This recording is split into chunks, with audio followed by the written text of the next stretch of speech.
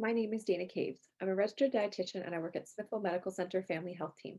I've partnered up with West Lincoln Public Library in Smithville to be able to answer questions from our community members about diet and nutrition.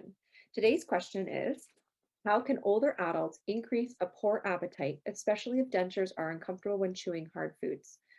So right off the top of my head, and I'm not a dentist, but my thought process would be it shouldn't hurt to be eating your foods with your dentures. So that might be an indication that it's a poor fit.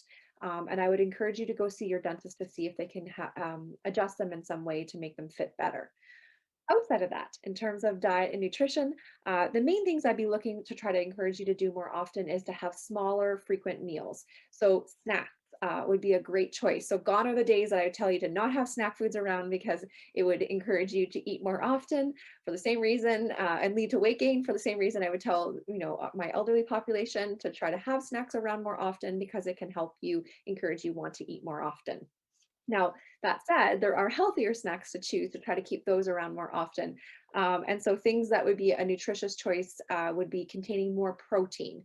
And the reason why I get concerned about protein intake in older adults is typically if we're not eating enough protein, it can lead to muscle loss. And it's not just protein in particular, it is calories that matter, but particularly we want to make sure that you're getting enough protein sources to try to help keep your muscles strong, so it helps reduce the risk of you having falls and breaks.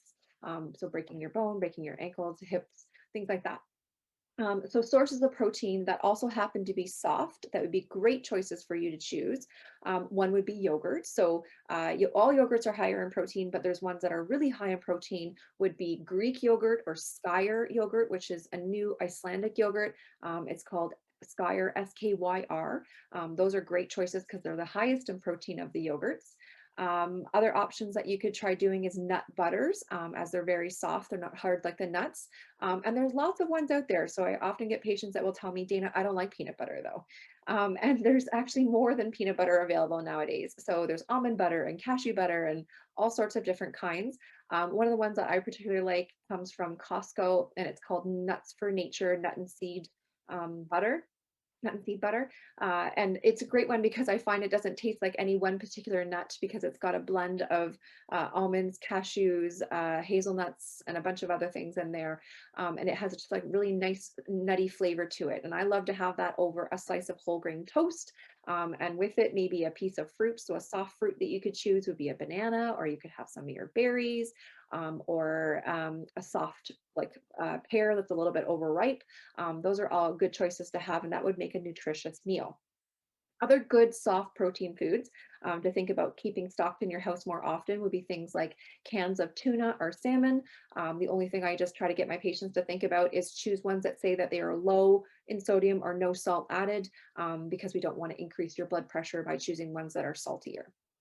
And that makes for a really easy meal. You can mix that in with a little bit of pasta, and you can make up like a casserole of sorts, throw some peas in there or any other veggies that you've got, and that makes a nutritious meal. And then lastly, the other thing you want to try to work on is putting yourself in situations where you're wanting to eat more often. So typically we as humans, we like to eat with others. So if you don't have the ability to eat with someone else, and especially during the COVID pandemic, then I encourage you to think outside the box and maybe do like a weekly scheduled meal with a friend or family member where you'll have it together over Zoom or over FaceTime or Skype. And if you don't know how to do that, although I feel if you're watching this video, you probably do know how to do that. But if you don't know how to do that, see if you do have a family member who could show you how to do that. And then it helps you, then you can have a meal together and you feel like you're sharing that meal, and you get to enjoy talking to your family member or friend that you don't get to see very often while you're enjoying your meal and getting that essential nutrition in. And, lastly, just thinking about, okay, well, take advantage of when my appetite is the highest. So lots of people will say, Dana, I have no appetite in the morning. Flip side, I have other patients that say, Dana, I'm most ravenous in the morning. So then have a bigger breakfast, or have, if your appetite's biggest in the afternoon, then have a bigger lunch, or same thing with dinner.